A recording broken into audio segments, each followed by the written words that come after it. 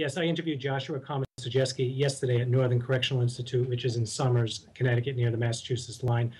Komisarjevsky and Stephen Hayes were convicted of these home invasion killings. It was a crime in 2007 in the town of Cheshire, which is a suburb of New Haven, and they were convicted of killing a woman and her two young daughters, during a home invasion.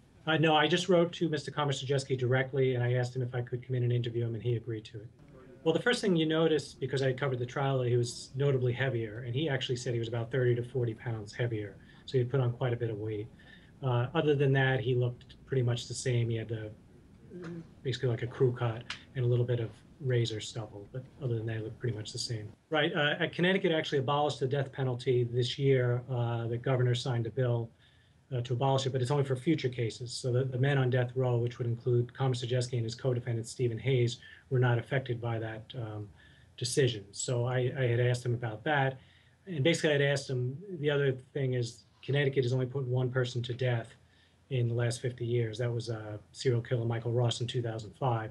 So I had asked him, did he think he would ever actually be executed? And he said basically he only thought he'd be executed if he volunteered. In other words, like Ross, who waived his appeals. And I asked Komisarjevsky if he would consider volunteering, and he said on his worst days he would consider it, not on other days. I asked him about remorse. He had said that I also asked him if he had suffered any nightmares. He said no. As far as remorse, the way he answered it is he said that I guess my reaction is not the reaction society expected. And then he went on to talk about, like everyone else, he has to look in the mirror. He said something to that effect.